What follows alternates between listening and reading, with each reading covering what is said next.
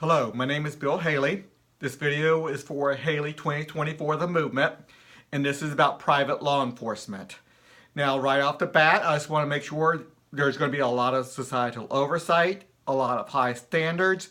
It is not a free-for-all when I say private law enforcement, free enterprise. It's not a free-for-all.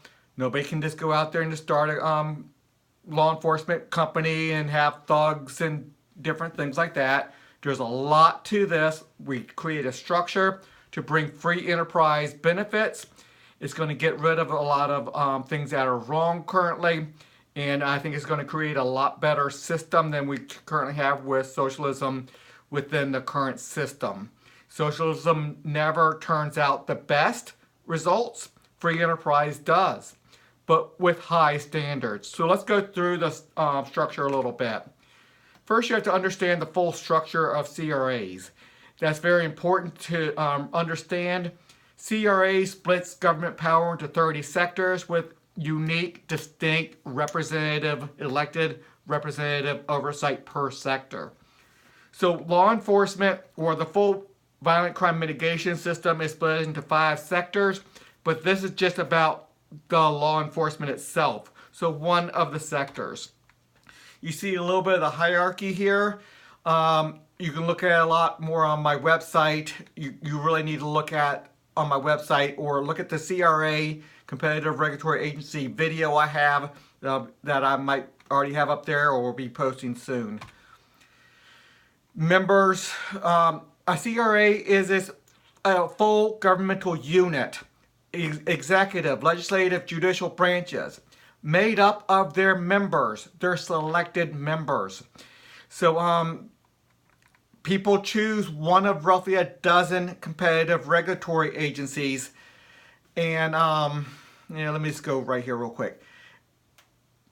And they govern only them. And your neighbor's selected governing agency governs only them. So law enforcement will be the same way. Now, we have a lot of problems you're already thinking about. I have them covered. I have them thought about. My structure deals with that. Let's just wait for any of the questions that you might have and just assume that there's going to be an answer. Just not assume there's not going to be an answer. It's very difficult to talk about private law enforcement without having so many objections. Just wait till I address those, please. So we're going to have a dozen law enforcement CRAs. And again, full governmental units there. There are 2 main concerns with law enforcement going private. Proper funding, we have a funding mechanism, and proper representative oversight, and are we going to have civil liberties respected? Are they going to have high standards for a police officer? Yes, we are. So everything's properly addressed. The role of prices are always develops more proper levels of funding compared to politician control. So the role of prices will play a huge role in this. 4 representative bodies will control law enforcement.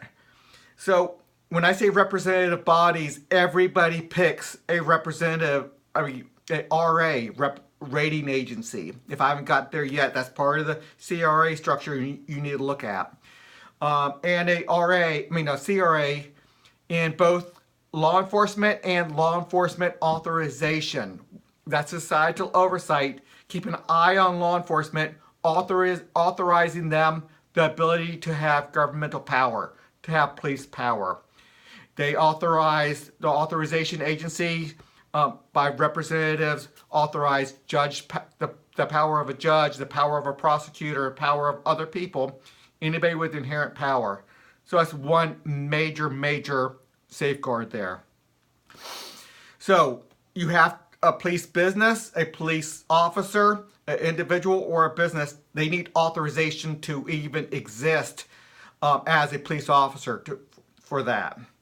So let's keep on going a little bit.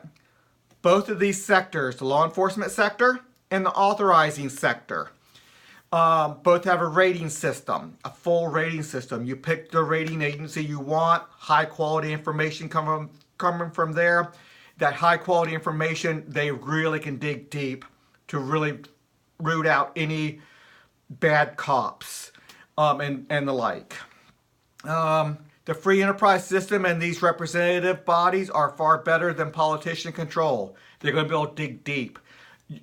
Your agency is going to be able to dig deep because you elect your rating agency leadership, and they have the authority given by representative control, the authority to dig deep into everything. So there's a lot better than just politician control. Politicians just do not have the time to look into it as much as my structure that I have created here. The structure is for most first responders, fire, EMT, even the National Guard. So it goes farther than just police, but I'm going to be talking mostly about law enforcement. But just realize it's going to be for the ambulance, the fire departments, the National Guard, maybe a little bit more, maybe a little bit less, depending on where the lines are drawn. But it's going to be fit into the structure as well. And if it's in another structure, another sector, it's going to have a similar structure as well, whether it's in another structure or not, or another sector. Part of a citizen's responsibility, I believe in a citizen ownership model of government, part of a citizen's responsibility is to help create and enforce the rule of law. And I start that at age 13. Now, obviously, at age 13, you're not doing a lot, but you are going to be putting a little bit of hours in learning. That's part of your education. You might even go help a police officer. You might do certain things to start learning the law. You might be doing things at age 13, not too much, but by the time you're 16, 17, 18, you're going to be doing more. You're going to get a little bit of police training. You're going to get a little bit of firearms training. You're going to get a little bit of really knowing how to deal with a police officer when they come up to address you, a police stop or whatever. There's going to be a lot involved in this. But you're going to start this at age 13 with your responsibility to help create a rule of law. Because it is every citizen's responsibility to help fulfill and create a rule of law.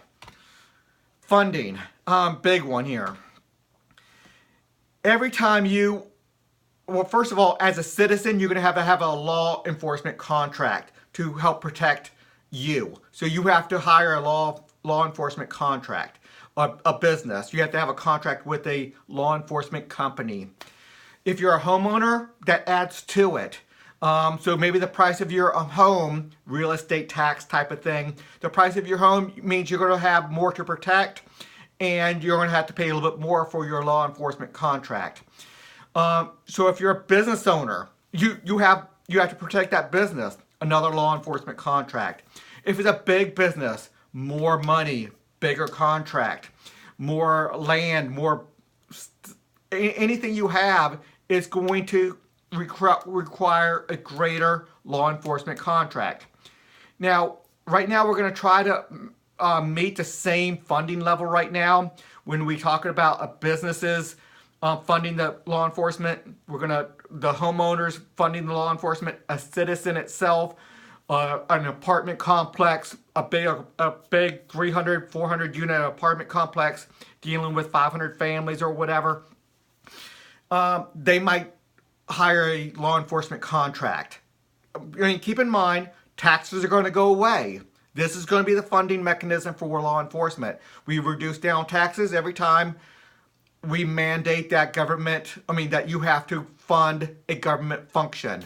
Police is a government function, but we're going to bring it into the free enterprise system by doing this. So we reduce down taxes because we're not going to be paying for the police anymore. We're going to be paying for them directly through law enforcement contracts.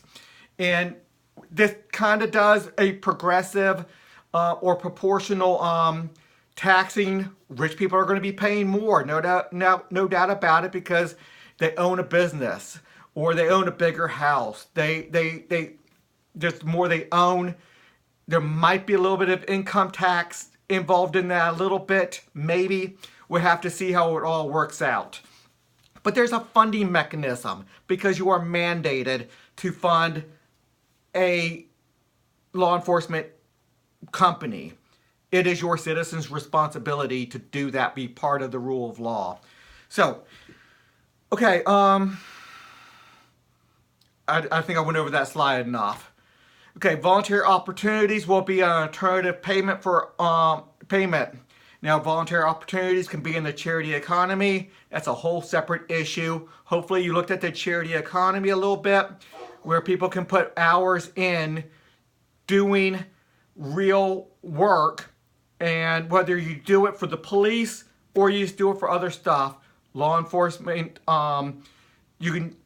it's easy to help the poor out here and transfer that help to law enforcement. So you can do volunteer opportunities. Free enterprise really allows a lot of different business models to flourish. Taxes from retail sales sector could supplement the police sector board.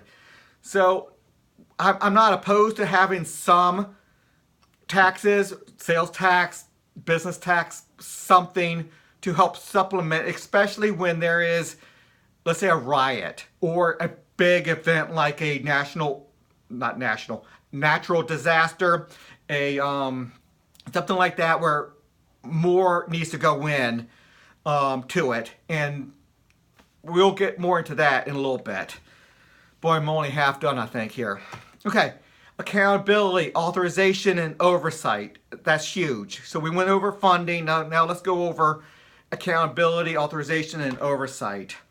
So every professional police officer, every police business, they receive their authorization, thus their badge. You cannot go out there without a badge and have police power. And it's going to be very noticeable, very recognizable. We're going to train people, we're going to train citizens on what badge means what. So we're not going to have company A have a badge and company B have a badge and thinking they're the same. They're going to be consistent, recognizable. You're not allowed to have that badge. Huge punishments if you put a badge on and you're not authorized. Major punishment for that. Okay. Let's see. What am I saying here? Very robust with real power. I mean, so when I say you can get in trouble for putting a badge on when you don't have authorization, yeah, this law enforcement authorization board, they can come down hard on somebody if you put a badge on and you don't have that authorization from them. Okay, there are several levels. We currently have a lot of levels of police. You have master detective at the top, kind of FBI. You have a detective. You have just a patrolman. You have a guard at the mall. Obviously, they're not very trained. You have neighborhood watch. I mean, so there's a lot of different levels, and we're going to have levels. And when we talk about a badge, it's going to be very distinguished and recognizable what badge you have. You have the top level, master detective, FBI, highly trained, highly ethical, highly looked over and authorized. And they're going to have a badge that's recognizable. Anybody sees them saying, he has high integrity, he has high training, he knows what he's doing, and we can rely on him. No slouches there. All the way down to the neighborhood mall, it might say level 3 out of 10 or something, and you don't have much training and you don't have to give them much mind at all, because I mean, you're in the mall, you're in a private business, so you have to obey them. However, they don't have really a lot of police power at the lowest levels. Anyway, let's go over more. But the authorization company has standards. How much training do you have to have? How much years of experience? How much oversight have you had? Are you ethical? All this stuff is going to be, what's your ratings and stuff like that. We'll get into ratings later maybe.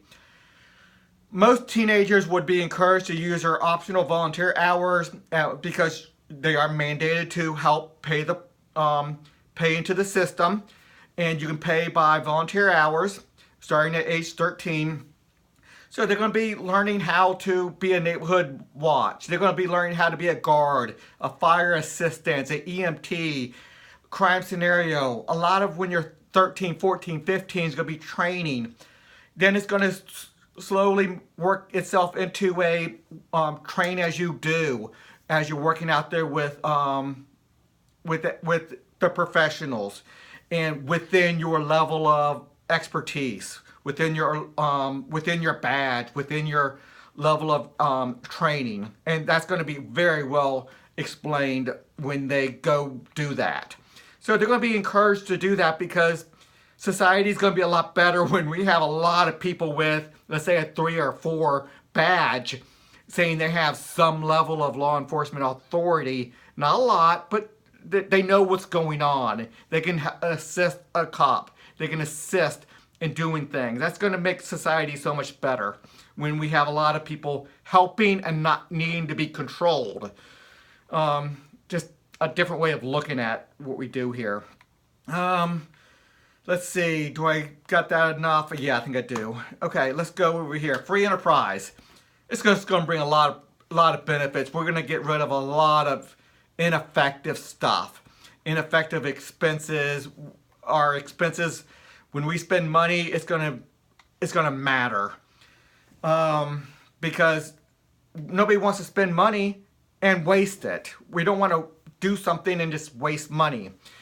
Okay, all professional police will be in the free enterprise system after the transition. So there'll be a 5 to 10 year transition. We can't just do this overnight, and that's going to have to be thought about a lot by the professionals, but we need to push the professionals, not to let them drag their feet too much, but push them in that direction and have standards and benchmarks and getting that movement towards the full privatization of professional police. Many law enforcement business models will emerge. Whenever you have free enterprise, business models will emerge. Let's talk about the rating system real quick. Specifically, we're going to have a rating system for the authorization and a rating system for the law enforcement itself.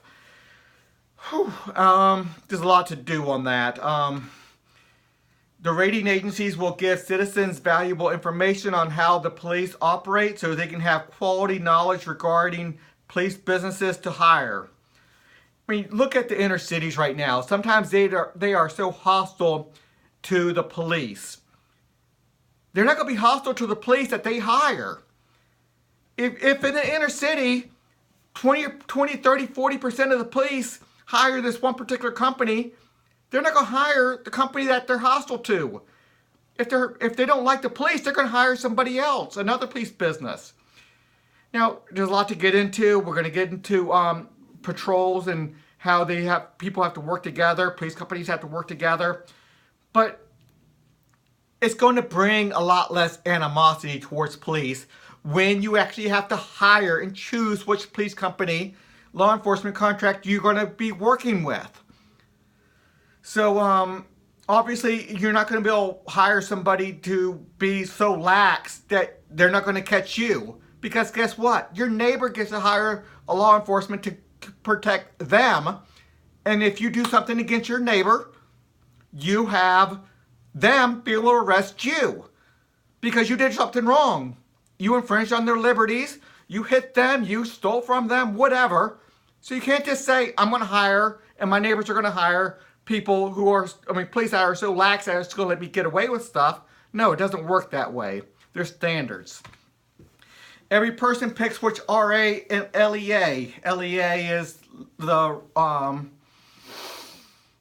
not sure if I changed that term or not. Anyway, they get to pick which rating agency for the law enforcement authorization. I think that's what that means there. That trust comes with real power. The rating agencies are going to have some real power. Most of that power is going to be in the authorization force, where they're going to be able to pull the badge if you do wrong. They're going to be able to knock you down a notch or two on your authorization. No police officer is going to wants to be knocked down or get unethical points against them. If you start doing wrong as a police officer and people start giving you bad ratings as citizens don't want you, you're going to get knocked down and you're not going to have that authority. You're going to either have to do something else, which that's a good and great thing, that we don't want bad police officers. These highly representative groups will ensure the respect of civil rights and have genuine authority. So they have real police power to to pull somebody's badge and other stuff. And they have a lot of police power, especially people who are very high up in the rating agencies, to really dig deep and see everything that's going on with a police officer. They get to see all the records. There's nothing hidden from the top level of the rating agency because they need to be able to weed out the bad apples. Cooperation, neighborhood patrols, and higher level investigation. Huge importance. Your neighbor doesn't hire a police force that only protects them and their members. Maybe a follow-up for a burglary, their police company comes in and does an investigation, yes, but there's going to be patrols. When you have a badge and you're on patrol, you are hired for the patrol, you protect everyone, regardless of whether they're your members or not. That's part of having a badge. That's part of having be a patrolman. That's part of being a detective and different things. There's going to be systems and standards where the badge requires you to help everybody within immediate danger. Let's go to that slide real quick. That badge requires you to protect everyone within immediate danger. Within the guidelines, there's going to be guidelines. Obviously, after the fact, your police business might be providing the detectives to handle an assault. Who assaulted you? Who mugged you? Who stole from you? Who broke into your house? Who crashed your car? Who whatever. If so, that's going to happen. Now, obviously, we need higher level police, FBI, the state level, the state equivalent of the FBI, the high level investigators. Every law enforcement company has to come together in the representative sector board level, if you know the terms for the sector board or the sector structure. The representative grouping, all of them come together and they have to send representatives and high-level detectives up to the higher levels. And they are more of the representatives. And they control everything because they're the high-level, most experienced, most authorized people. So they send high-level police up there. For the FBI, the state-level percentage, we're going to still have city, we're going to have state, and we're going to have some things moved up to the federal government. The state decides how much movement goes down to the local level, how much goes to the federal level. There's a lot to get into on that issue. I can't say it all right now. But they do it proportional to their membership. So if a law enforcement has 7% members and another one has 14% members, the 14% sends 14% of the representatives up there. 14% of the detectives, high-level FBI type people. Okay, in election by weighted votes of, listen to every word really here. In election by weighted votes, that's the proportional based by members, votes of police CRAs, RAs, the law enforcement authorization, they elect the leader, the sheriff, the police chief, whatever your state wants to do, whether it's the sheriff led or police chief led or whoever's your chief law enforcement in your locality, whatever term you want to use, they elect them. So it's proportional. So you select your governing agency for law enforcement, and they elect the leaders, and they elect the sheriff. Now, usually you need a 70%, but there's a mechanism to get a majority vote to elect that leader. And they only have the powers to coordinate and lead within very slim guidelines. Only when necessary. If a riot breaks out, the police chief gets to control everybody with a badge and say, you get here, you do this. He gets a direct and order. That's what a sheriff or a police chief gets to do when a big thing happens. So within the guidelines. So they can't just do it for normal stuff. Now the police chief The sheriff might be able to help coordinate the patrol cars and make sure everything's covered, all the areas of government's controlled. They will have certain authority. You want some things in representative control, but not a lot. We'll see how much control. Different states might experiment with more control at the representative level. Other states might determine the best thing is to have a lot more control at the CRA level. I think probably 80% at the CRA level would be appropriate. And really the guidelines are part of that. Now the rating system will allow more things to be at the CRA level by having rating floors. A high level of cooperation rating floors. So the police chief does not have so much power. You just have major cooperation within the different law enforcement companies. That they mandate that's by law. You have to do that. To have a badge, to have a police company, you have to have high cooperation. So we want to make sure poor neighborhoods who maybe they can't afford the law enforcement contracts necessary to have the proper amount of police, the rating systems and different mechanisms within everything will ensure they have enough police protection.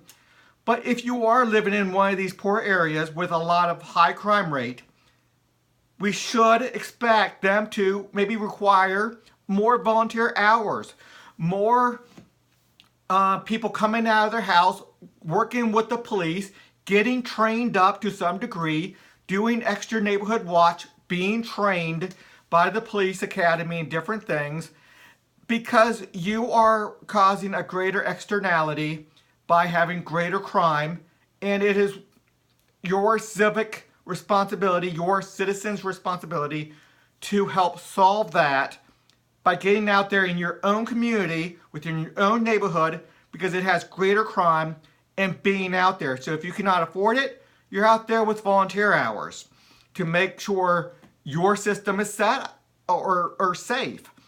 Normally the richer neighborhoods are with less crime, so the police do not go there, and most of the money's coming from the rich neighborhoods. Is that fair? Yeah, you kind of have to do that to some degree, but in the poor neighborhoods, you really have to get these people to step up and say either you're going to do a lot more volunteer hours until this place is safe. We cannot have them rely on the rich neighborhoods to fulfill the policing of them and paying for that. Anyway, there's a lot to get into on that. It's just a thought pattern that needs to be discussed, but the rating system and different systems are going to ensure poor neighborhoods have enough assistance, even if that requires greater personal involvement and payout in greater head tax and more volunteer hours required by law because you have a greater crime rate. There's a lot to get into. Okay, what am I getting into? Okay, go on my website, look at the full thing. I talk a little bit more about it. I gave you a lot on this video. What is it going to be? 30-minute long video here. And so, but the free enterprise system, when you have a dozen different CRAs doing it a little bit differently, having different experimentations with a lot of different systems involved, it's just going to yield a lot of great results. So take a look at my website, and hopefully I did not scare you away from private law enforcement thinking it's going to be a free-for-all. There's a lot to be said, but the free enterprise system is going to result in a lot better results than socialism. Anyway, as always, I would appreciate a donation for my Haley2024 the Movement. I just need the money for assistance to get the videos out there, to promote it, to get a lot of different things. It is expensive to do this, and mostly I'm doing it on my own, and I would love to do this full time by having enough donations coming in. Everything's so easy to find on my website, so please take a look around. Thanks a lot. Bye-bye.